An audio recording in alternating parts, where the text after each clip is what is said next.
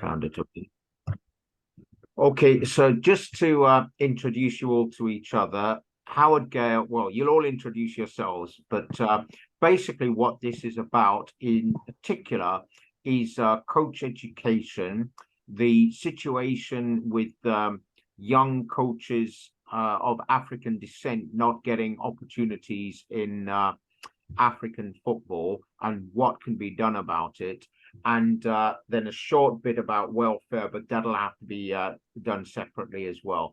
Just to let you know, I have had a Zoom conversation with the coach I told you about yesterday, who was having this experience of not getting work despite having African origins and a UEFA B license.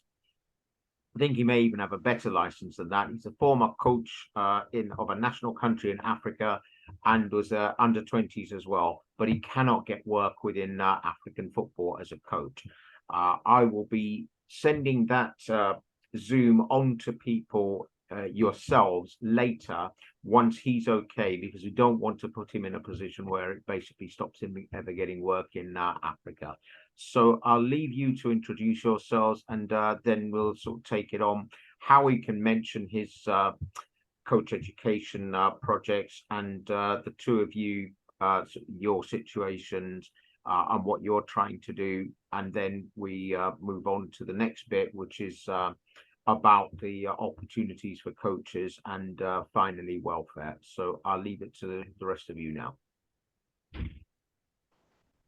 Thank you. Go on, brother. Yeah, for me, I think that Africa is still lacking behind because the problem lies within us. And players of Black descent, I know this issue of racism maybe may have been, spoken out about that, oh, racism does not exist, but it exists by actions and inactions. I've had some coaches in the APL. For example, recently, the coach of this Black coach from Africa, who is of French descent, Vera did say that if he wasn't a Black man, he will have better opportunities. And we did notice that in Europe, Black coaches don't have good opportunities, not because they are not good, not because they are not certified, but because it's a color thing.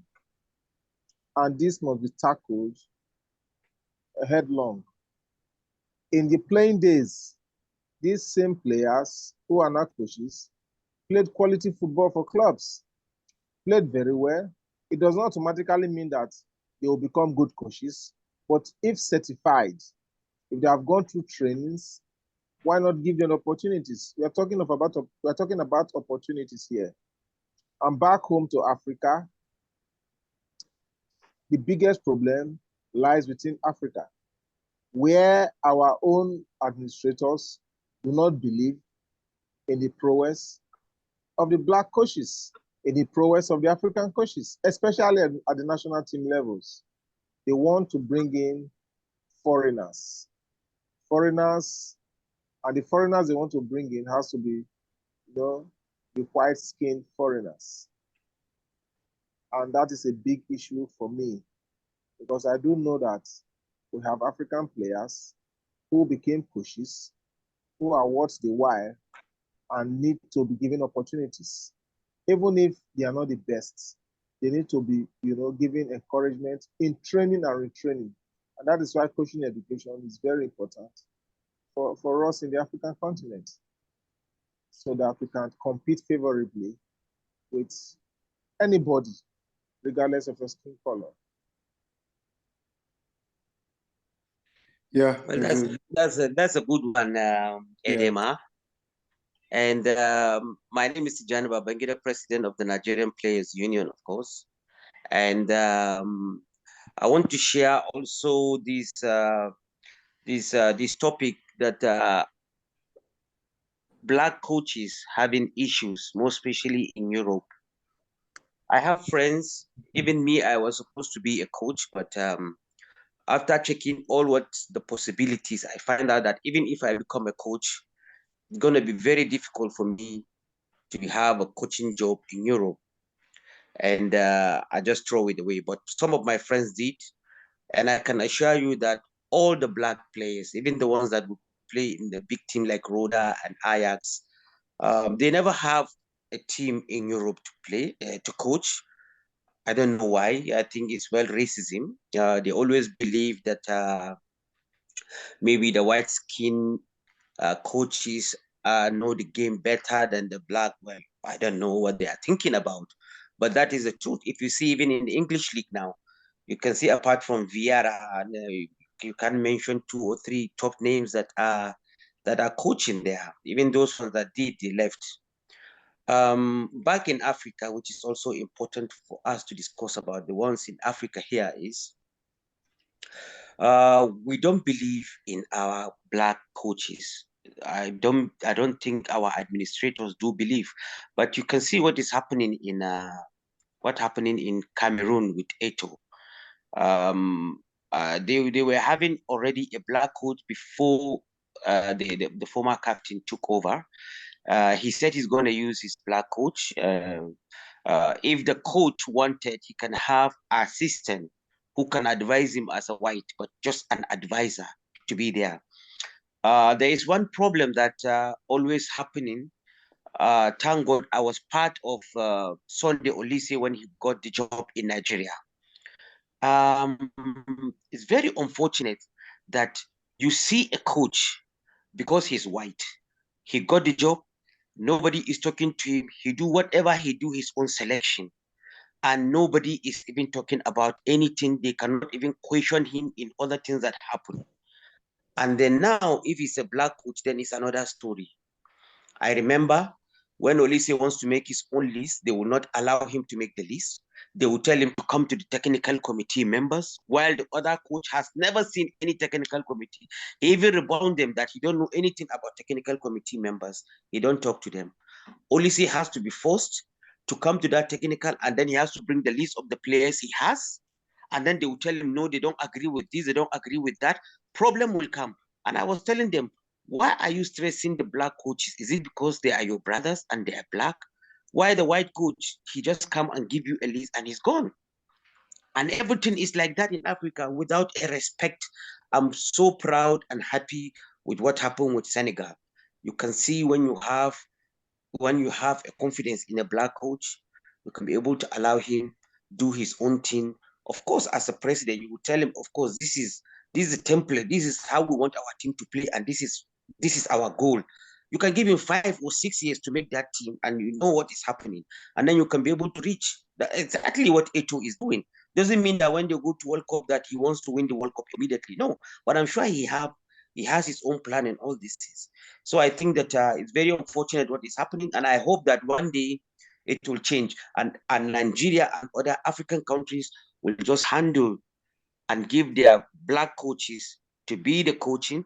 And then if you want to have an advisor, somebody that can technically advise you, and you think that he's good from Europe, you can be able to bring him an assistant.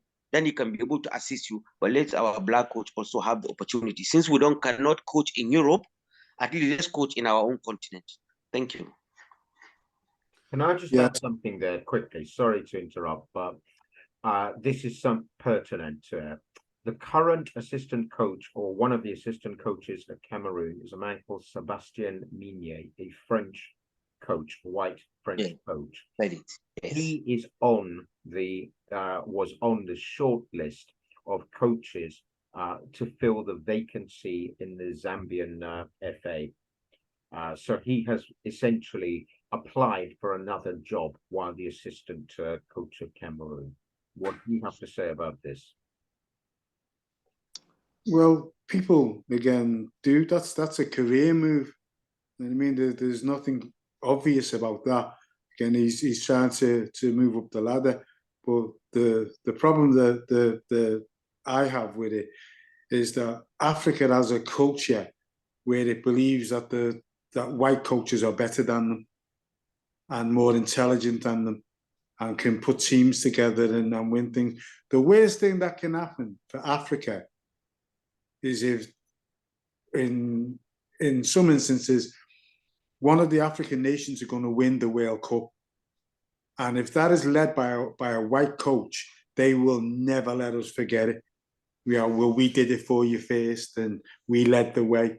And you see the export of everything coming out of Africa, whether it be gold, diamonds, or football players. The one thing that they don't export is coaches.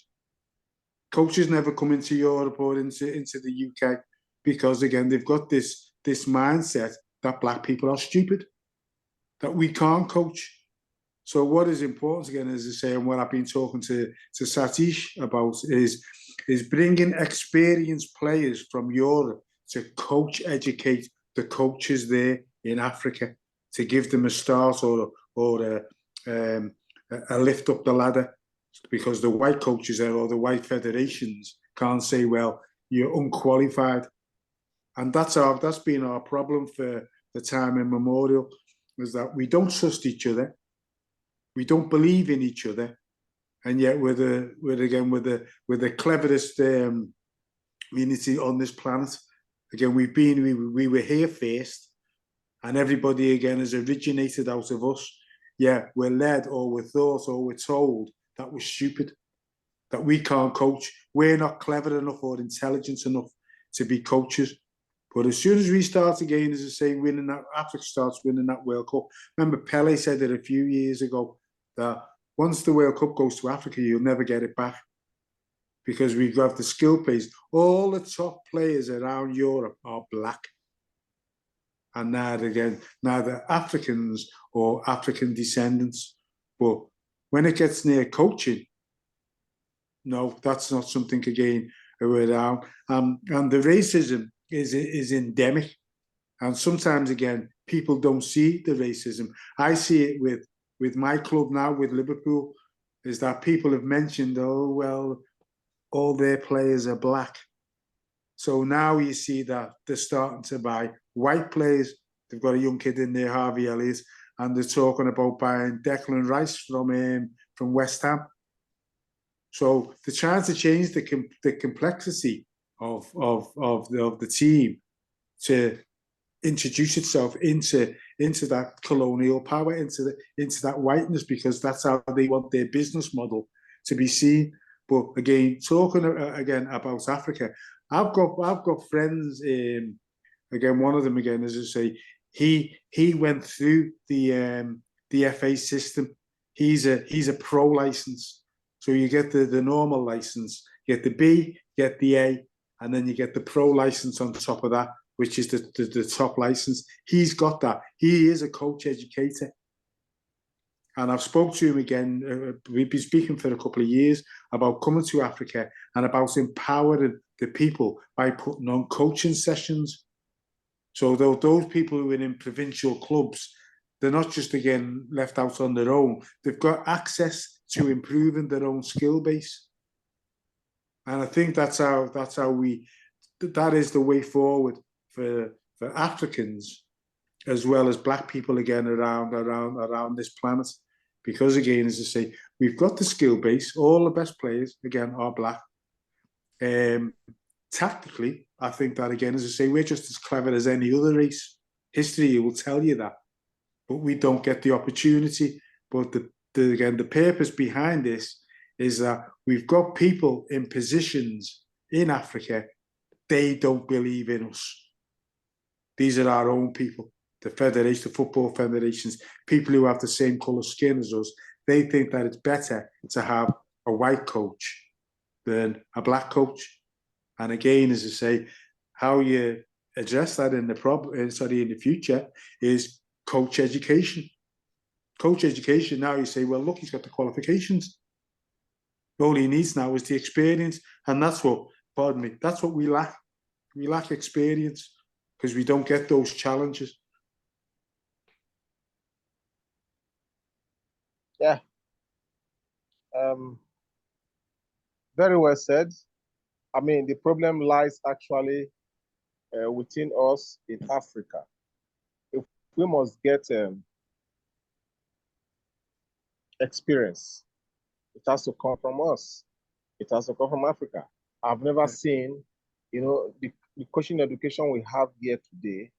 If a black man, a colored man is coming to do coaching education in Nigeria, for example, it's difficult to give him the opportunity to say, come and coach these people. Because those who want to put their money in will be looking out for a white coach. I mean, it's this mentality that is actually the problem. It's not that we don't have people who have the skill base, the license base, and the technical ability to impact on us. Of course, the colored coaches are used for coaching education to train the kids. I know that happens in Europe a lot, to train the kids. But when it comes to being the head of an organization, of a football club, to lead, that's where the problem is. The problem is that they believe that the dressing room will not flow with the colored coach. They just believe that, and it's a problem. That is pure racism. And we are saying that in Africa, those who want to organize coaching, education, and clinics must also believe that we have colored coaches, we have black coaches, whether they are coming from Europe or not. We bring them in to come and train our people, and this is what we call experience. Experience comes from training and retraining. Yeah. In Africa here, look at the countries. Look at the countries from Nigeria to Cameroon to Kenya to Senegal. It was all white coaches leading the way. I had an experience sometime in 1993. Sometime in 1993, we were preparing for the AFCON, 1994 AFCON, Tunisia. Can you hear me? Yes. Yeah, everybody's hearing you. Yes. Go ahead. We were preparing for the AFCON in 1994. Westerhoff, Clemens Westerhoff was our coach. And while we were there, preparing in the camp, Westerhoff was yet to come from Holland. And his assistant, the first assistant, is Christian Shuku, a Nigerian legend, an icon, the captain of the team that won the African Nations Cup in 1980. We couldn't get 10 balls to train, 10 soccer balls to train. He asked for 10 balls for us to commence training. He couldn't get them from the federation. And then Westerhoff came 3 days later. And what happened? He was miffed. He was angry. He told them, I need 30 balls tomorrow. 30 balls tomorrow. And 30 balls came. He had to talk to the Minister of Sports, and he had 30 balls available for him for training. It tells you the mentality we have, that even the black coaches talking to the federation president, talking to the federation technical committee, doesn't make any difference. My president, Tijani Babangida, said it now that when Ulisse came in, they wanted him to make a list of players and give to the technical committee. But a white coach will come in and nothing is done. It's annoying. It's very annoying. We must find a way to shout it loud so that we can, get this problem mitigated. Yeah, just one thing there, brother. Please don't use that word of colour, of coloured. That's a South African word. That's just a word to put us into boxes, divide and rule of us. We're black. That's the colour of our skin. That's what we want to be known as. We're black. Black. Yeah. Thank you. Yes, you can see what happened in the last Nation Cup. A black coach, you have about 10 white coaches coaching all other African countries. Yeah. And a black coach from Senegal, he beat them all. So you can see that we have to just trust ourselves and believe in ourselves. And then we can be able to give the confidence. I can assure you, like I said it before, Nigeria, we have good coaches, like Olise, we have them. I can mention a few that I know that have all the license in Europe, and they even coaches in Europe. They get the opportunity to coach in Europe. If you can give them that kind of opportunity in your own national team, If you have an administrator who believe in such a coach, like the way Eto is believing in his coach, I believe that not only the Senegalese coach will definitely have a lot of black coaches that are coming, and you can give them time so that they can be able to bring the best out from themselves.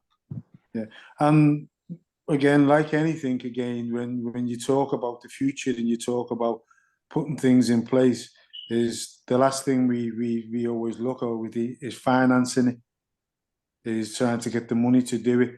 And I think if the best way to do it would be through sponsorship. If you can get like a big television network or an IT network who would sponsor the program, no one will gain what the advantage would be to them. The television network now is getting top ratings because of the standard of football is now being improved right throughout whether it be their culture or their country. But it comes down to then, whereas they benefit from it. Those players and coaches who come through that system, would the television companies would have access to them. So there's programming. So it's a win-win-win for everybody. I think again, if you go down the road of a federation, it's not going to happen. The federations are normally controlled by somebody else above them, and that somebody else above them is normally white or has got a white instincts. So that's been the problem for years again. That's why there are so many white coaches in Africa, is because of the football federations don't trust in their own people, in their own culture, in their own kind. So what this is going to take a pragmatic view on how we can set this up and roll this out.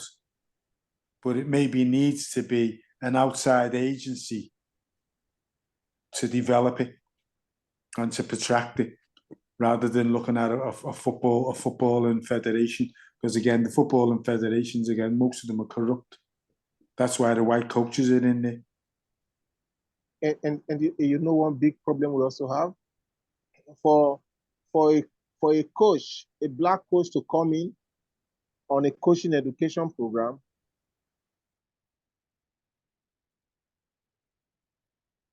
That's where the big problem lies. Yeah. You need to get permission from the Football Federation. Yeah. And when they notice that you're coming with a non-white coach, you're coming with a coach who may be a big name in Europe, but it's just black. And then it kills down the sponsorship drive. It kills down the enthusiasm. Can we find a way to bring coaching education without going through the Football Federation? Yeah, I'm sure we can. I'm sure we can. Again, as I say, it's about accreditation at the end of the day. So the coaches are going to give them that experience, and they'll still have to go through the coaching examinations of CAF or FIFA. They still have to do that. But this time again, there'll be experienced coaches because they're being coached by their own, who've got an invested interest in them. Because the white coaches that are in Africa can't get jobs in Europe. That's how pathetic that it is.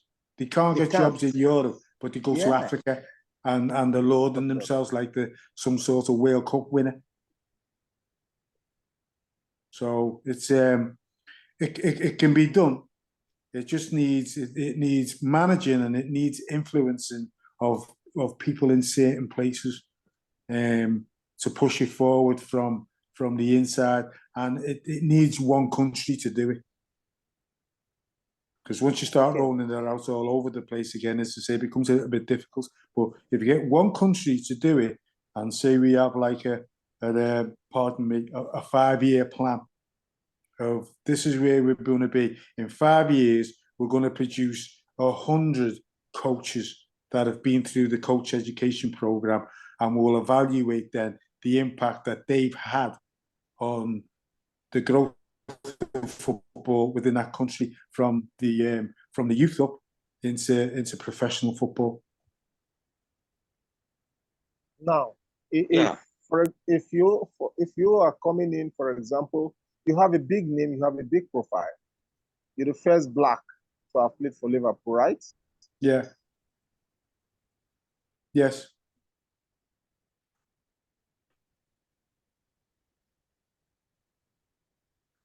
If you're Hello. coming, Still there? yeah, you're with me. You're coming to Africa. Do you have an organization? You want to come in with a team, so we know if we need to talk to, for example, an organization to sponsor you. Because in Africa, the mentality is that, oh, we need a good profile, we need a big name, we need something to put out in the public to say this is big. We're bringing this person, we're bringing his team, and this is the plan. Do you run an organization? Yeah. As I say, I've got all my friends: John Barnes, Michael Thomas, Mark Walters, my friend Noel Blake. Again, I can. This we can sell. That's the easy part of it. This we can sell to Africans again all around Europe who would be willing to go back into Africa and do coaching sessions and pass that knowledge on to our youth and to our coaches to help them in the future. Because again, I think that's a damning statement. What I said before is that everything gets exported out of Africa apart from the coaches. When it comes to sport, so it's finding the parity, whereas we've got people who've got that vested interest in what we're trying to do, what we're trying to set up.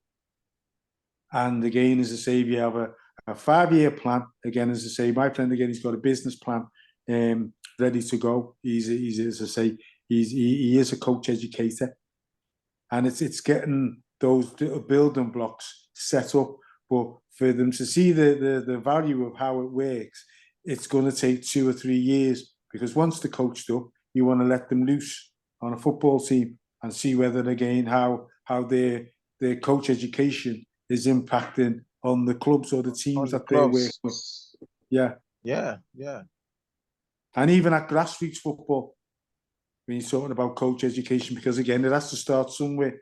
So if those kids are getting coached within their communities, proper coaching, and that is again, because again, not all players again can be footballers, but some of them again would say, well, do you know what? I'd rather take the time out and learn about the coaching side of it rather than the playing side of it. Or they, again, as I say, they can do both. But in general, it needs a country to buy into it. That's your program. That's your whatchamacallit, your first place of call. What did he call that word? Your pilot. That's pilot what it needs. Scheme. Yeah, it needs a pilot. And people, once, and again, like anything, once people see that it's working, they want it then. How do we get it? But right now, if you go into Africa and you try and change the mindset of people of how they're deploying white people all the time, you're not going to do it. You got to show them it. Got to show this is what we've been doing, and look at the impact that it's had on this country over the last 5 years. And as I say, I know it'll work because I know how clever we are. What is the financial implication of this? Pardon? What is the financial implication? Well, that's again the financial implications again was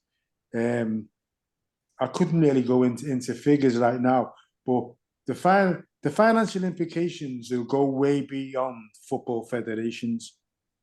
That's why I think you need to get this sponsored by a TV network, a radio network. You may have to get a collaboration of 2 or 3 organisations that would put money into it and see the benefits of it.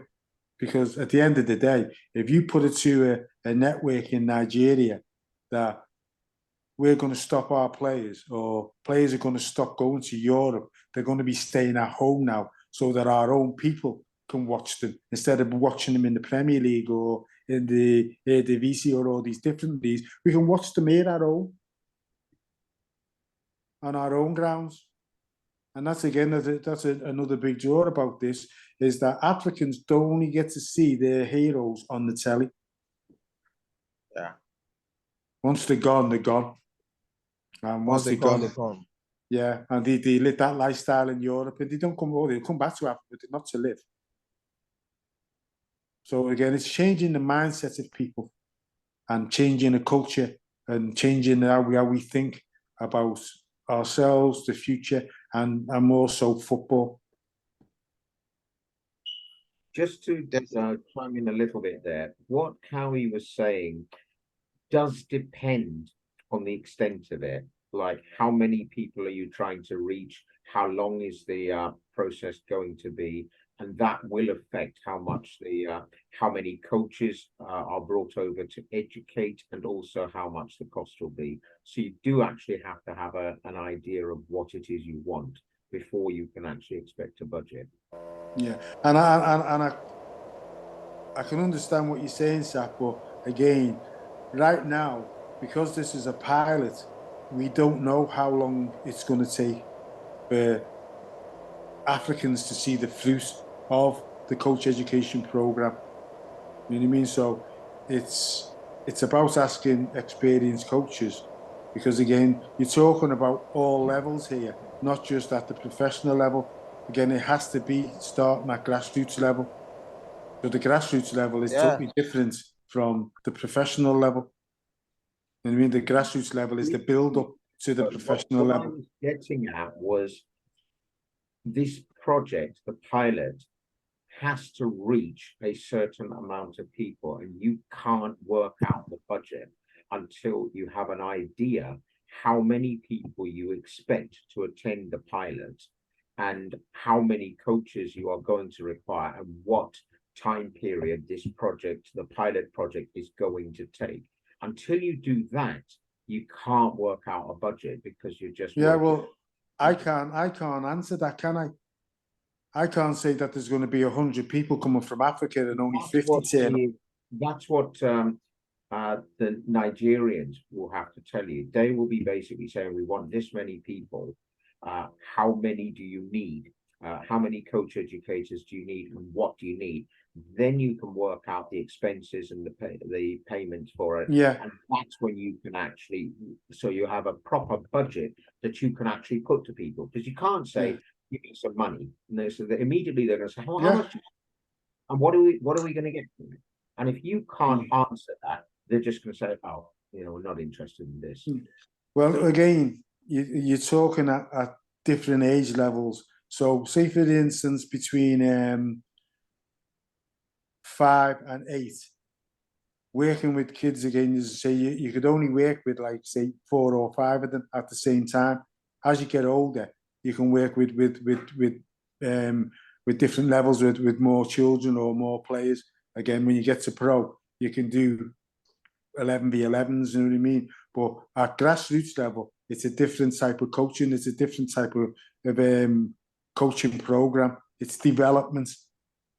You know what I mean? So again, the coaches, you're talking about, again, 3 different levels of coaching: the grassroots level, the pre-teen level, and professional level.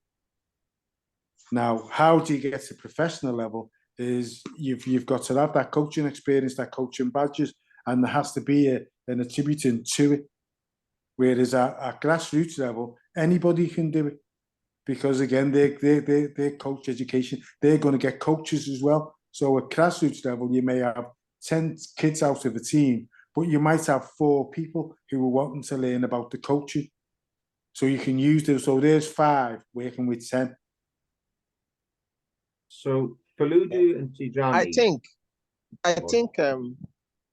I think one way to get through this, first and foremost, in Nigeria, to feel the impact, is to, first of all, find a way to bring coaching education and get all elite coaches in Nigeria, certified elite coaches. Yeah. All certified elite coaches in Nigeria, and get them trained again. Let them have new knowledge. Yeah. Let it be that we brought people like Barnes, like Howard, like every one of them here to train them. And let's us see the impacts the training has on their teams. We have a 20-team Premier League. We have another one at the second tier. I mean, with 20 coaches from the Premier League and another 22 or so with their assistants from, we're talking about 50 or more coaches, and those who can also afford to come for the training. If we train this class of coaches, before we know, they will say, come back and go to the grassroots level. But it has to start at the elite division. That's what I think. And that's where we can have the impact felt. Yeah. So people know that, look, the training has impact. And what is happening in the league, regardless of the corruption involved, coaches are doing deliverables. You now know that Coach A is showing so much difference in his capacity. So we have learned a lot. And that will become a fulcrum for us to believe that coaches can leave Africa and even begin to get jobs outside Africa. But for now, the impact has to be here. Yeah. We need elite coaches to be trained first. And that is all we should be looking at. Yeah, and as I say, there's not just from the UK, there's elite coaches again come from France and from Holland and from Spain, black coaches. You know what I mean? So it's pretty easy to tap into them. And I'm sure again the selling model is the development of Africa.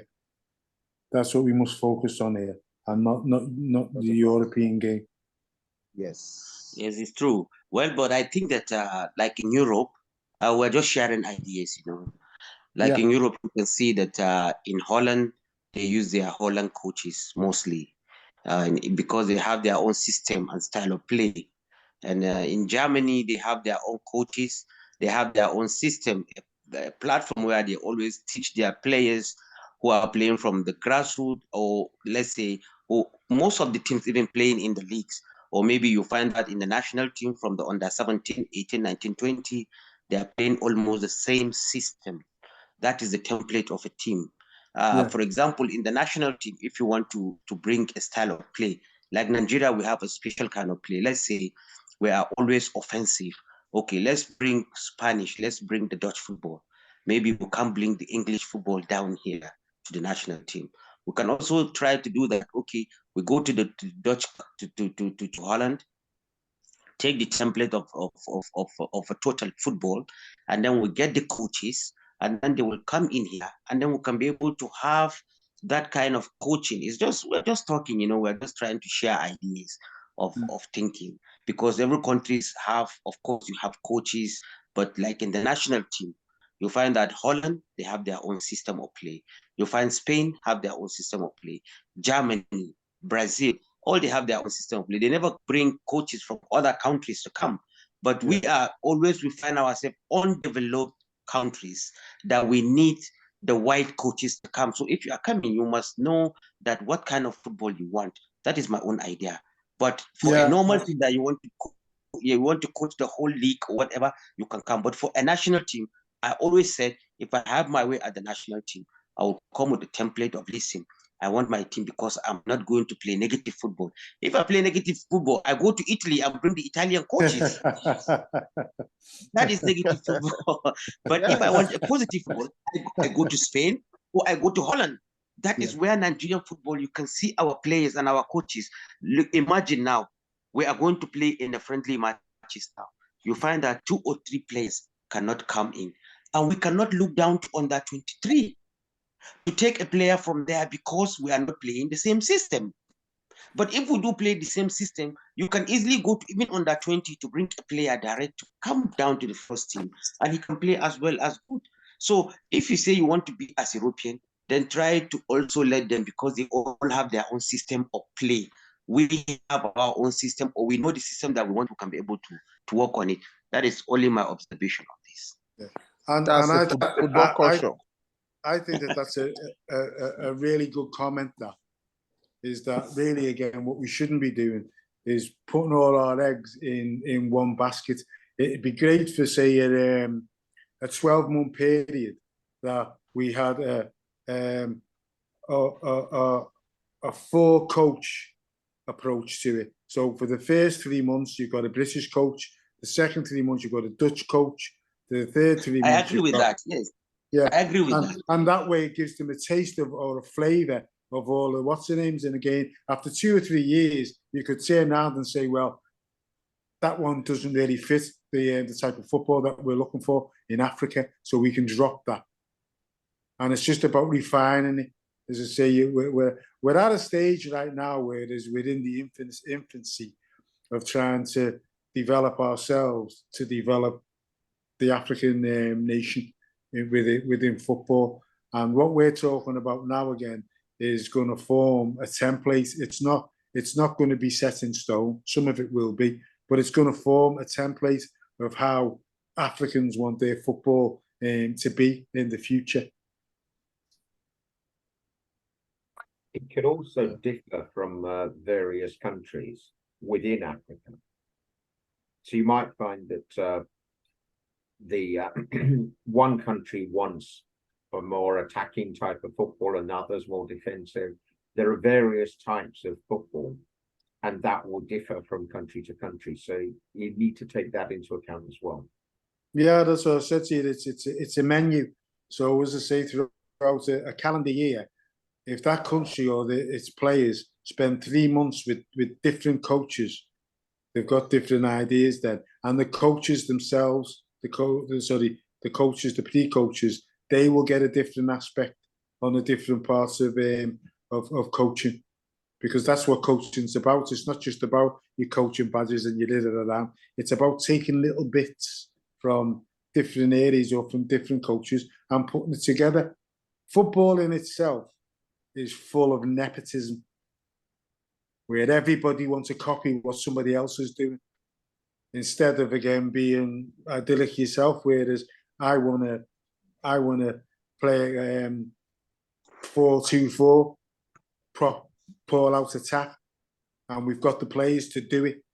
Whereas other countries, again, other teams may not be able to do that. But the coaching in the future is going to be manifested by the changes within the games.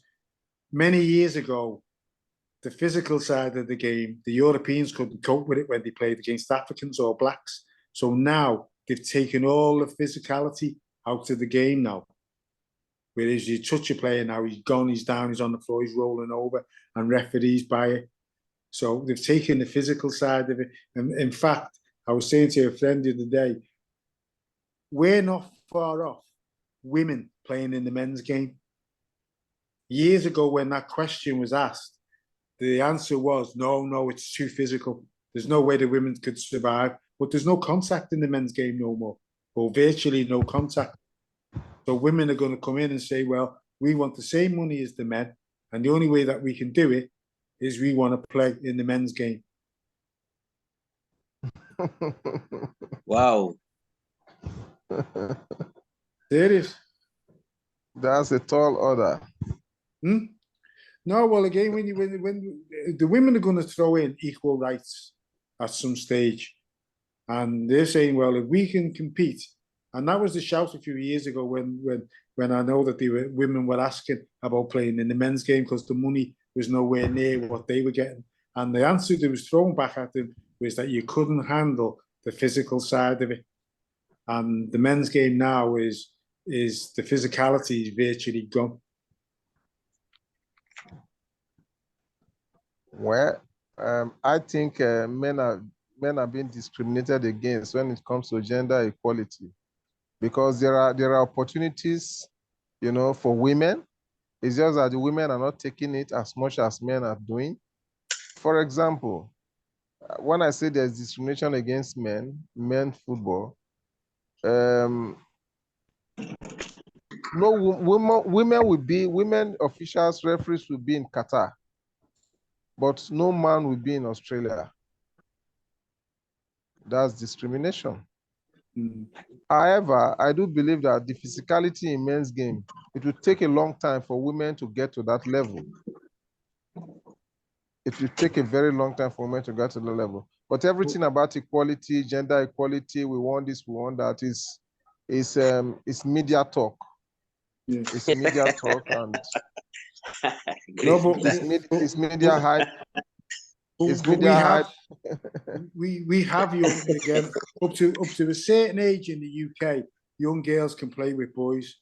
They can play in the boys' game. I think it's when they get to 11, they've then got to go back to the girls. Yes, yes. Till they get to 11.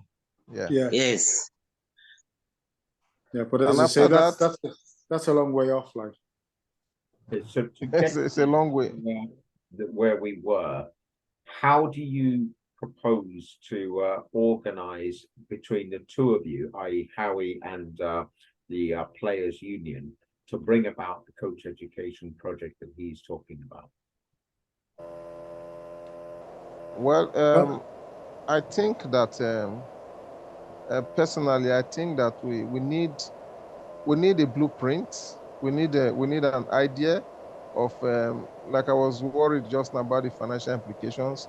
That will make us, although we need to go and sell it out first to maybe an organization, like he said, the media, television or radio or whatever, that is willing to put money into it and say, look, we want African football to start its development in Nigeria.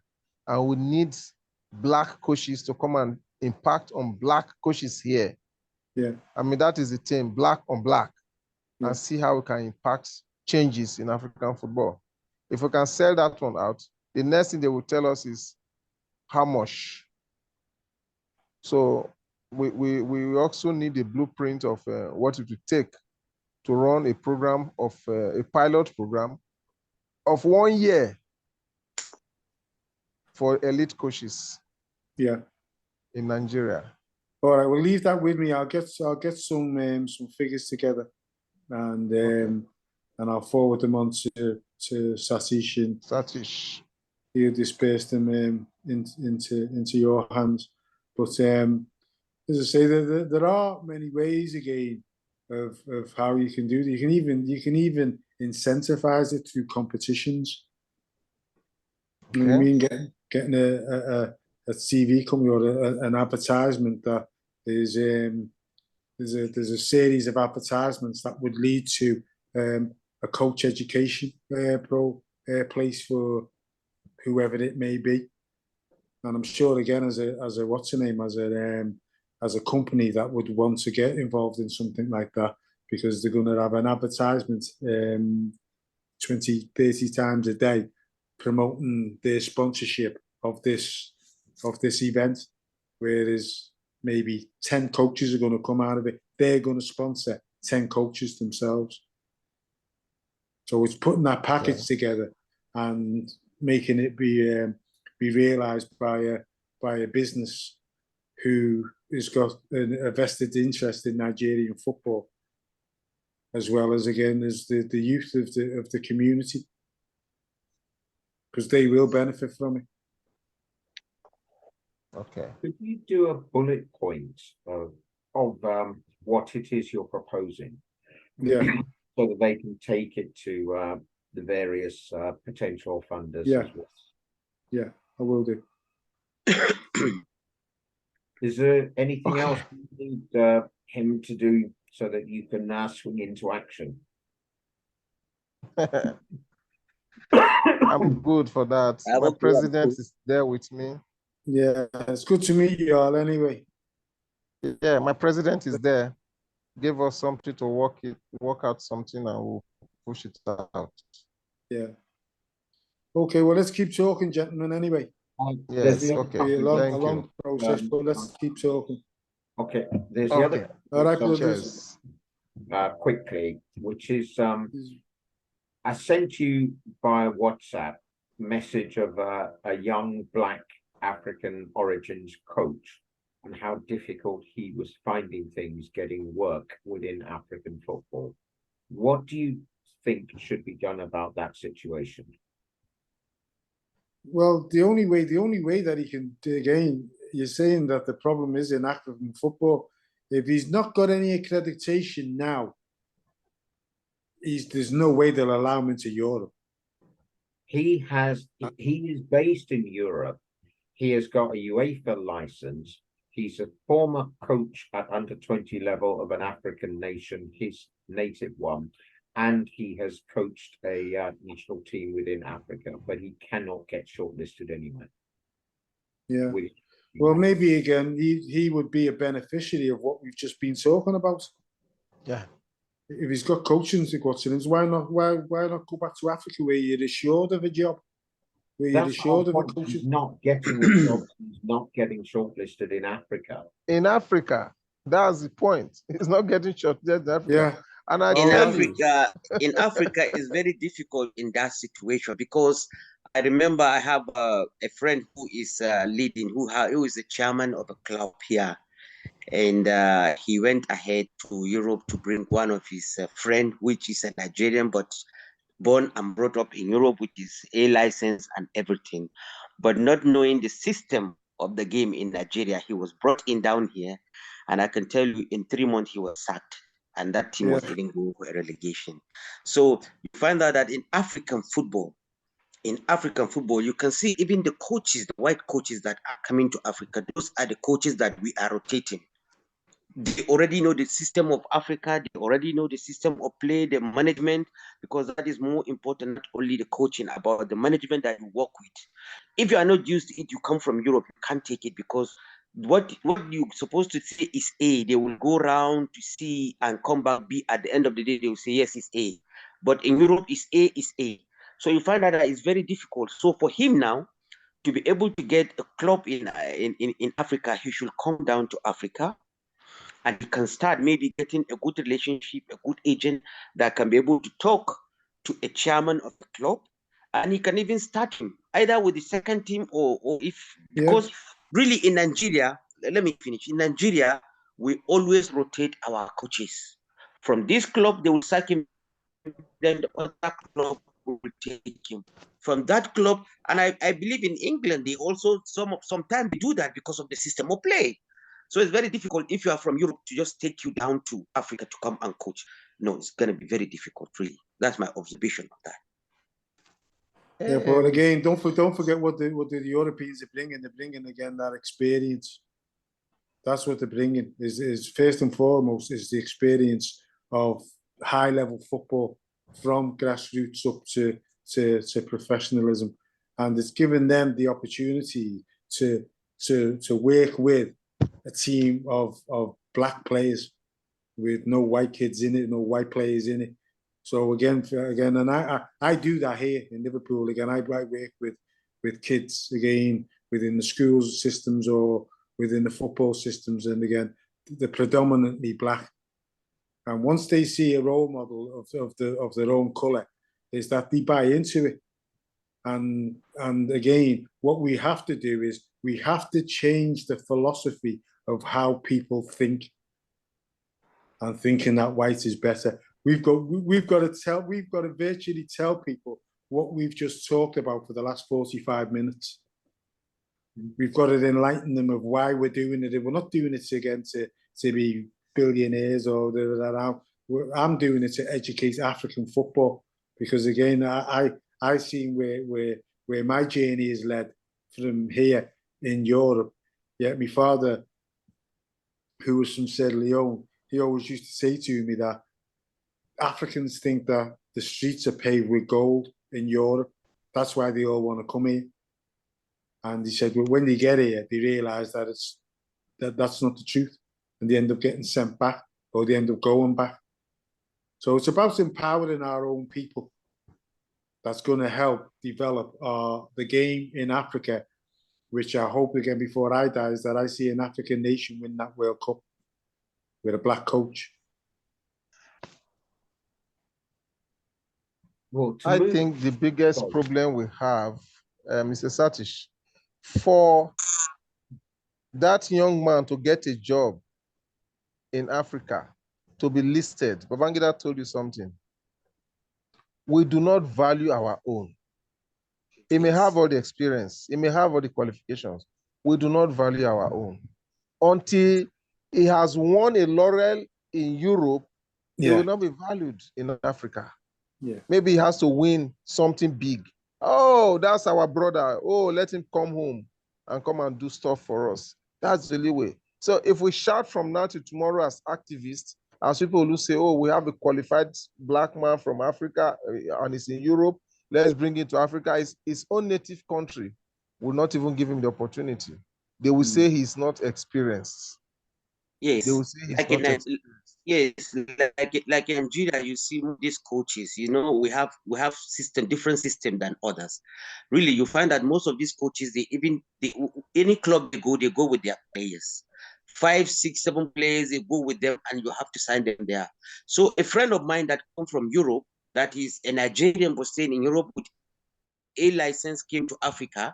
They give him a club, and he don't have the players that will work for him. The ones he have there already, they left. The moment they know that he's coming, they left because other coaches have taken them away, and they left him with second-grade coaches. Before he can be able to realize what is there, is a relegation. So that's it. If you are today, you are in a problem with the club. I was a club chairman before. And if I know I was in a problem, I'll go and look for one of the top coaches that maybe loses his job. The moment I call him, he will bring about 7 good players that are in the league from the other team, they will join him. And I can be able to work out. So the system in Africa is completely different than the one in Europe. You have more money in Europe where you can be able to. I totally agree with you, but again, we've got to change this. We got If to we don't change change it, and we don't try and change it, things will stay the same. Yes, we Yes, got to change this. that's to change this system is you have to work very hard. No, Everything you can change it. I agree. everything in I life agree. is It's hard. changeable. Everything in life is hard, brother. But again, you have to take Yes. some sorts of small steps first and not get out of our box. Whereas we're going to address all of Africa, we can't do that. But we need to address one country where people see, look at this. How come they've got this and we haven't got it? And that's where they all start buying into it. So you have to make sure that the place where you put this is that it's going to work, and it has every chance of working. So you have to maybe take into account facilities as well, and not just again the playing side of it. Is Facilities. The pitches and the goals and equipment, balls and stuff like that. But you see, the problem we're having also down here, you have some top internationals, okay? They have a license, they went to Europe, they have European, they have this, they have that. But when they come down to the country back in Nigeria, they will not go back to the local league. They only want to go to the national team. Yeah. And when you go to the national team, after 2 years, 3 years, you are sacked, and then you are there with your A license, you cannot even go to the league. Yeah. So I find, why go back to the league, try to show the league that you can be able to make it again. When you bring the league up, they can be able to call you back in the national team or go to another league. But I can assure I have, but they are only waiting for opportunity to go back to the national team. That's one of our problems. Yeah, but see this, this is something where you can work with the federations. By working with the federations, you're telling them that any player, former player, who's played professional football in Europe, if he comes back to Africa, he must start at a certain level. He can't just go to a club, or he can't just go to the national team. Is that he must start at a certain level. And that's where, again, as I say, if the federation implicate that, the support then, again, is say you're hitting grassroots level, because they're all wanting to get a team to show their ability. But again, as I say, if it's at grassroots level, the young kids again are going to benefit from that coaching. And that grassroots level again, maybe only for a year as part of like again, not a pilot, but that work experience that you've done your grassroots level. And like we have to do it here with our coaching badges here. You have to second you to a team, to a club to work with.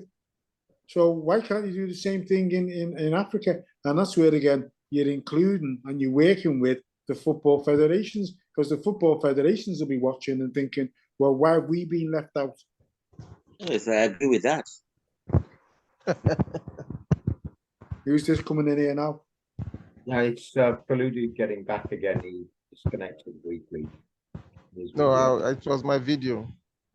My video went off. Okay. I'm good. There is this other issue I wanted to bring up, which is the welfare and care of former players, as there's a major issue happening in Nigeria over one of the great legends from 1980, the AFCON, first time Nigeria won AFCON. He is in a very bad way, and the Players Union are helping him. So obviously, I'd like Howie also to get involved on this in terms of saying, like, do you have connections within the English PFA and within the World Game that can help with this as well? But first, let them say about this. Yeah, well, again, to say the English PFA won't fund another organisation. I can tell you that now because I've tried it. May not need to fund it, but they can get the message out there. Well, yeah, again, as I say, the message is superfluous, but at the end of the day, again, you need this player is needing help, financial help. He's not just needing again a message put out; he's needing financial help at this stage in his life.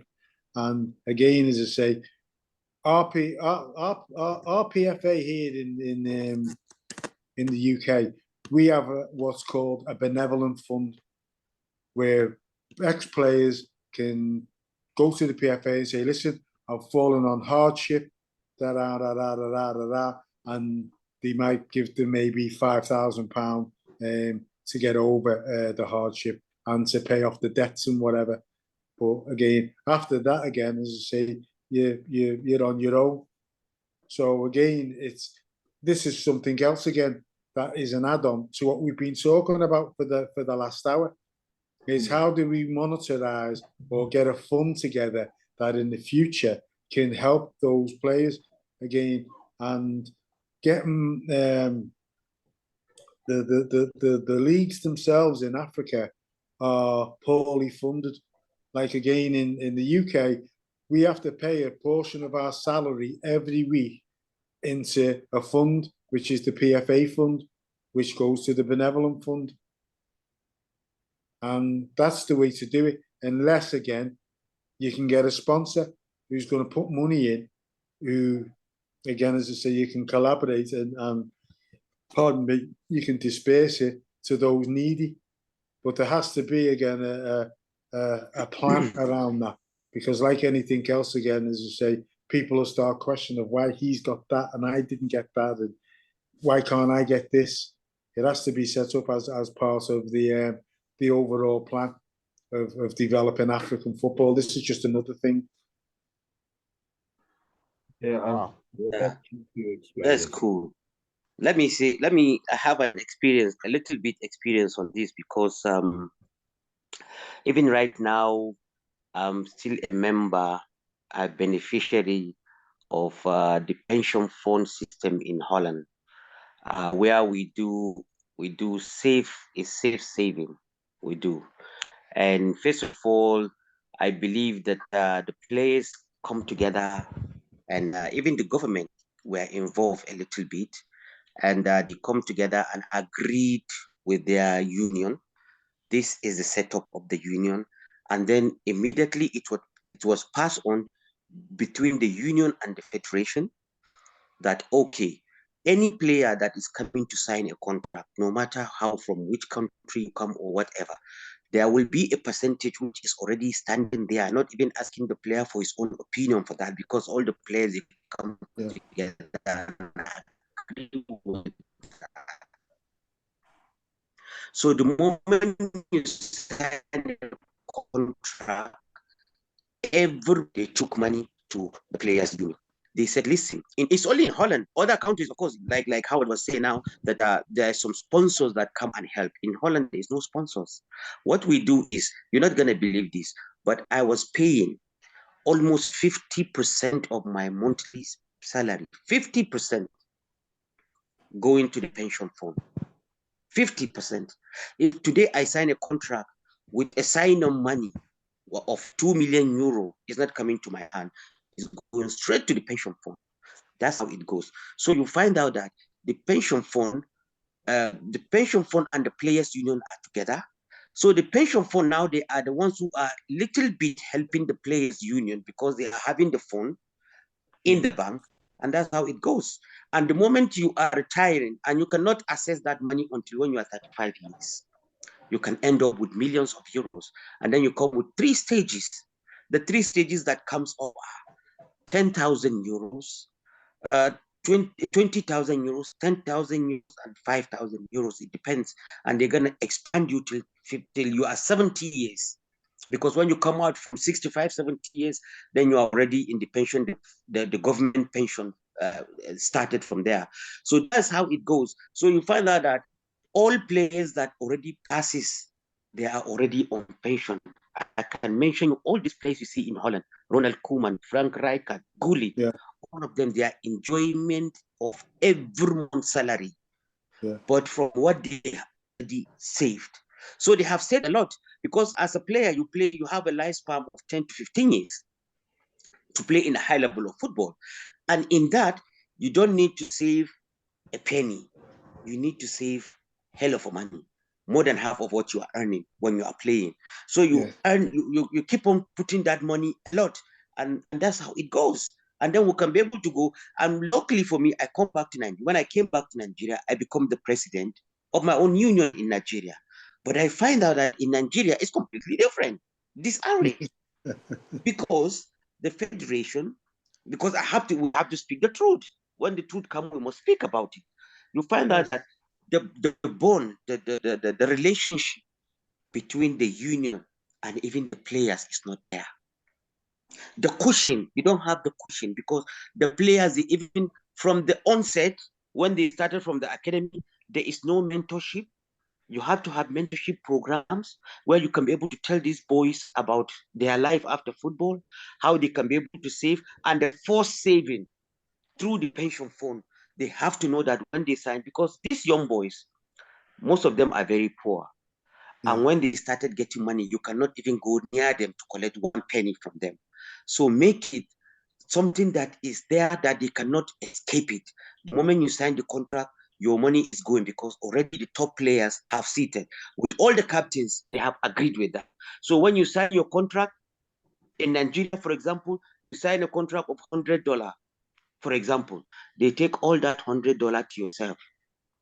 While already, if it's in the contract, when you sign, whether you like it or not, your agent knows about that $50 in that $100 is going to the pension fund, whether you like it or not. So that's how you can be able to help them. And then you can come back also to the national team players. Like, for example, the one I visited, Mr. Harry Nwansu. In the national team, you can be able to come again because you are the president. All the players believe in you because you are already setting the route for them how to go. Speak with the national team player. There's one time, Tom Fashanu, he said that he was getting a certain amount of money from English Federation or Union. People were shouting. I say, yes, it's true. For example, in the national team, they will ask the players, listen, let us also, that play in the national team, let us make things to ourselves. That everybody that comes, if we have a match, we win a match, we take some percentage from that match bonus to the pension, just to add to a pension or insurance company, where they will hold it. So that when you finish playing your football, you're still in that pension, but you come back again to that pension from the national team, because the younger ones that are there will also be saving, so that they can be able to, like Howard said, when you go there, you can get £5,000. You can get £10,000.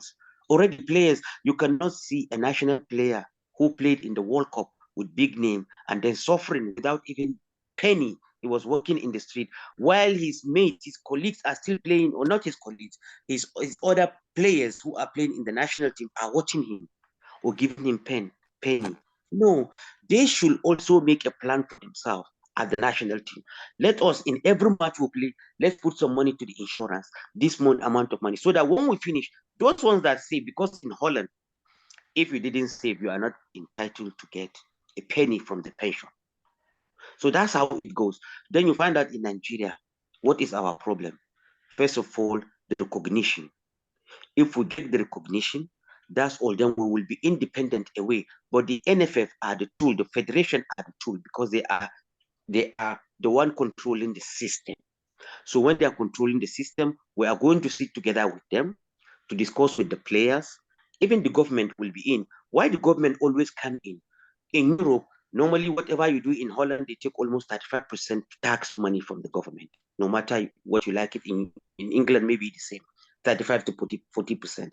So now, when you are putting that money in the pension fund, the government don't take a penny from you. Today, if you put 1 million euro, the 1 million euro is there. And then it's coming, you have a buffer, they make a buffer for you, and the money is coming, they are doing business, you are getting more money in that money. But when you finish, then you come, that is the time that you come to take your money. That is when the government will be taking their tax. So the government eyes are on that phone. There is nobody, and you can never come today and say, because I have 1 million euros, that I have a problem of my house, that I need 50,000 euros while you are taking 10,000, that you need 100,000 that the pension fund will give you. The pension fund will never give you. That is a rule and the regulation. That 10,000 they have to give you, because if they allow you as a football player, you are going to take the whole amount of money. So you are not even entitled. You don't have even the power to take your money away. Only the agreement you make of that 10,000 or 5,000 you will take. That is it. And that's how you can control all these things. I have been to, sorry, I'm talking long. I have been to Fibro also in Holland, where they look all over the unions in the world, where I went to them and they tell me, listen, the first thing you will do, try to go for now, because Nigeria are behind. Try to go and make make a wall between the old players and the new players. Do whatever you can. Don't let the younger ones fall into the situation where you guys fall. Try to go and serve them, help them, so that they can be able to get their money. They can be able to save good. And when you save good, now you can be able to get some money that you can help the older ones, because the older ones, they didn't save for their life. They didn't save. They only have their money and finish their money. So the younger ones, you will not allow them get that money and finish it. So you see, in Europe, I have been there and I'm still there. Today, if I'm broke, I will still go back to Holland. I'll tell them, listen, I'm broke. Because I paid a lot. I paid thousands and thousands and thousands of money that I have been paying for almost 15 years that I played in Holland. And I never get back for one penny from them, except from my pension fund. So you see, I was already giving the players union, which we call them the VVCS in Holland. That is their name. And one of my friend, my teammate, who played the Roda together, Hesp, is the president. Maybe they change him now because they stay for 2, 3, 4 years and they go. So that's it. So the system in Africa now, many people, the last time they were saying, sorry, why is the players union always fighting? They want to be in the federation. They want to be here. They want to be there. The federation, we are not rivals to the federation. The federation is completely another entity. We are another one. What we do is the recognition, and then they will come and tell the players, listen, this is your home. And we will go and solve our own problem. Only the federation will recognize us, and then FIBRO will recognize. But as the way things are going in Nigeria, our players will continue suffering. Those ones that don't save, you can't even save, because you finish football at 35. How much amount of money do you have if you are not going into real estate and so on? How can you have money to live up to 60 years that you didn't finish your money within 2 months, within 2 years? Because you are living a high life. When you come out from football, a younger age person of 35 years, he never thinks that tomorrow I will not be getting dollars coming to my account again. The ones I have, I will be spending. It was when it was going, then he will find out, oh my God, what can I do? Now there is nothing he can do. And nobody is helping because the system is not there. Because he himself, he didn't save for the money in the pension where they can be able to block his money for. So you find that all these problems are there. And we are trying to tell the federation, always I tell them, I'm always ever ready, any day, that one day we will have a seminar where they will call the federation and the players to sit, and I will sit in front of them and speak to them, just like the way I'm speaking to you. If they will do the right thing, you will never see a player like Harry Wonsu or Etim Esen or mention them, even our former coaches that they help when they come out. This problem will never be there. So that is the point. It's different from Europe.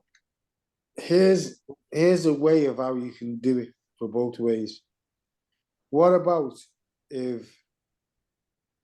I can bring a Liverpool Legends team to Africa to play a game, and the funds from that game will go into a benevolent fund for those Africans again who play professional football. Perfect idea. That's great. That's the only way. And we can take one of the options. We can take this all over Africa. And even again, as I say, I think that we may even be able to, if we sold this to sort of like present day players, saying, listen, we're setting up a game in Africa, and this game is to benefit those players again from the past who were struggling. Yeah, now you will have sponsors I'm also. sure that they go. So again, sponsors will come. Once you've got that game on, you've got all sorts of sponsorship. You've got the gate receipts of the game as well. So again, you can see where this is going. So on the back of that, we can bolt onto it the other stuff that we've been talking about for the first hour about the coach education. So when the people come to the games, as I say, the dignitaries, we can say to them, this is what we're doing, or this is what we're going to do. And you launch it at those games that we're going to have, what's the name, as we are dealing or trying to provide for the older generation, we're also trying to provide for the younger generation with coach education, which will eventually join up between the two. I agree with you. That's the best way. We can get sponsors to sponsor the game, and we can be able to have enough fun that we can be able to help our sick ones. Yeah. Because we must be more busy, I believe. We must be more busy trying to see that we pay their hospital bills, because we don't have that amount of money to be giving them like penny, because he didn't say for that. But we can be able to help you only on your health issues. Yeah. Because small health issue medicine they cannot even buy. So if we get this kind of fund, we can be able to talk with an organization where we can get them a card, and they can go to hospital for free, just for treatment, taking medicine with their family. That will be perfect. Yeah. I think that's the best way forward for us. That, you know, again, as I say, we've been talking about finance and what we've been talking about. I think if you will do that, it's going to be. Yeah, I missed that Howard, last bit, if you do that, I believe that would. If you do that, that would be great, really. Because many people in Nigeria want to see the legend from Liverpool. We want to see them. Yeah, we want to see them. We want to see fans here. You know, you have fans in Nigeria. Yeah. Well, Liverpool have fans. We want to see Rush, even though he cannot run now. I want to see Rush. Yeah. You see? Yeah. No, but as I say again, you can have a Legends game, and you can have a present day players game as well, as long as, again, as I say, they can get the insurance where they're not going to get injured. You know what I mean? So you can have two games. But you think you can arrange that if you bring the idea to them, they would fall into it? Yeah. We were talking about this again. Sash will tell you about 2 or 3 years ago. I was talking about bringing the Legends team to Africa, and then Corona nonsense broke out, didn't it? Yes. At the moment they approach some big companies, you will see sponsoring will come. Yeah. They will sponsor it. Well, you started at your side, and I'll start it at over here. But as I say, I know I can get the players who love to be able to come to Africa, and again, we'd have to budget out of the pay, obviously, to pay them, because it's important that everybody gets paid, even the ones who work. What sort of time period and budget are you talking about for this? How much is it going to cost when? You're talking about, as I say, a squad of, say, 16 players. Yes, times 16, two. Times 2. So that's 32. That's if you go with 2 games, old Legends game and a younger Legends game. So you're talking about 32. You're talking about hotels. You're talking about flights, transport, and you're talking about paying them a fee for the game. Okay, so again, say the fee for the game is say £2,000, so there's 64 grand. Dollars, top of that, pounds, euros. no, it's got to be pounds again. Right. Again, as I said, it'd be the biggest denomination again here in Europe. But again, a television company and sponsors will jump all over this. What about, wouldn't you need coaches, technical, at least a couple of technical people as well? Yeah, well, again, as I say, Managing the team. I don't know whether I know that Roy Evans has got dementia, but I don't know how bad it is. You know what I mean? But again, as I say, one of the maybe a Jan Moby may double up as a manager if he can't play Barnsley. Maybe that figure. But as I say, we get names again for players that would sell the game. Okay. So we're talking, you said 64,000. Let's add another 10 to cover Margin. etc. So let's say 75,000. Does that sound reasonable? Well, you've got the flights on top of that, isn't it? You Yeah, have no, flights. Our so flights are more expensive 75 than is that. for, the pay. But again, if you're clever, you go to one of the airlines and say, "Listen, And a Liverpool sponsor. legends are coming over there. You stand the flight for them, and we'll stand on your plane, giving you all the publicity that you want, and they'll Yeah. have it." You've got to sell it. Yeah. I mean, you sell it to cut the So let's costs. say But we'd be looking at, with sponsorship within it, as you just described. you can't do it without sponsorship, by the way. Yeah. No, I mean, in terms of like what you've described in talking to the hotels, talking to airlines and the rest of it, to see if they will actually donate something, because the publicity they can't buy for something like this. They will actually make 10 or 100 times back with being associated with this. Yeah. And when the players over there, they'll do the coaching. We'll set up coaching soccer camps. Right. So you know what I mean? So there's a lot of meat on the bone that we can add to this. Do you have in Nigeria? Do you have people that would actually do that? Provide. That's what I want to say. We need at least we need two consultants, one in Nigeria and one in Europe. Yeah. In England, and they well, can collaborate. The one in used Nigeria can pull money out. I can assure you. If we get the right person, we'll get the right sponsors. Yeah. Right. What sort of time period are we talking for this? Next summer. Anytime. So 2023. Yeah. June, July 2023. Yeah.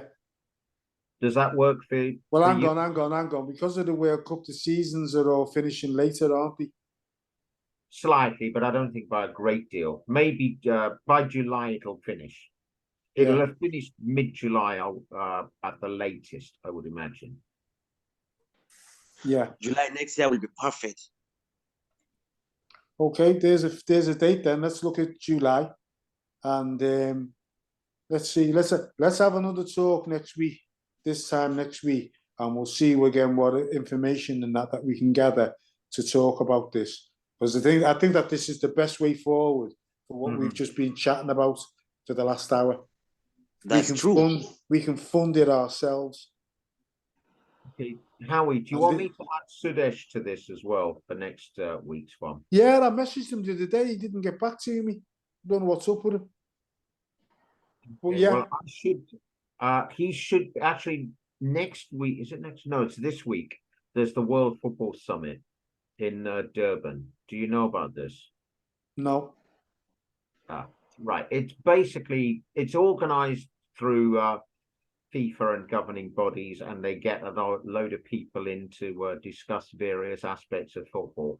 I'll be attending it by Zoom, but I don't know if it's too late for the rest of you unless they've invited. But if you talk to them, they might do, and to let you go on to it, let you speak at it and stuff like that. But it's too late to fly out to South Africa now, because it's on Tuesday or on Thursday. Sorry. Yeah. So sorry, it's not on Thursday. It's Wednesday and Thursday. It's 16th and 17th. Yeah. Yeah, you're right. It's too late. And again, as I say, we've got enough on our plate now to start putting this together. So you can add Sudesh to see whether again whether he'd be Right. What he'd be day do you interested want next week? I'll same arrange. day, Monday, same time. Okay, so Is that Monday. okay for everybody? What, 7:30 UK time, 8:30 Nigeria time. Is that okay Yeah. for everyone? Is that okay for you two lads? Next week, Tuesday, you said? No, Monday, same day. Okay, same day, 8:30. A week today, yeah. Yeah. Okay. Okay, perfect. Well, Faludu's got his mute and video off, so I don't know what his views on. He's having issue Sorry. with connection for Yeah, sure. I said No, he's no. back. I had a call that came in, and that was the reason.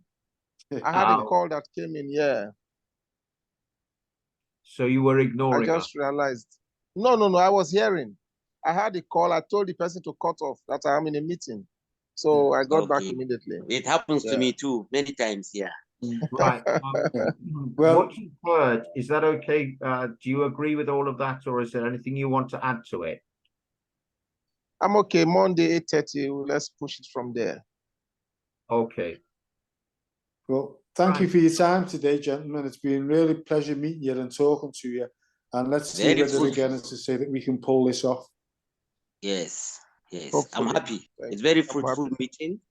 I'm so happy and get all the opportunity now, and I'm so happy. I can't wait this thing to Yes. happen. Really, Yes. the whole Yes. world will be happy to see this. The whole Yes. world, not Yes, and Nigeria, not Africa. The whole world will be happy with what we are going to do. Yes, And I assure you this. you're right. Thank you. Okay. Okay, gentlemen, listen. So next up Monday. Bye-bye. Thank you. Look Thank after you, Howard. yourselves. Thank you. Thank you, Mr. Satish. You're Have a good welcome. night Ati. rest. Yeah. Okay. Next week.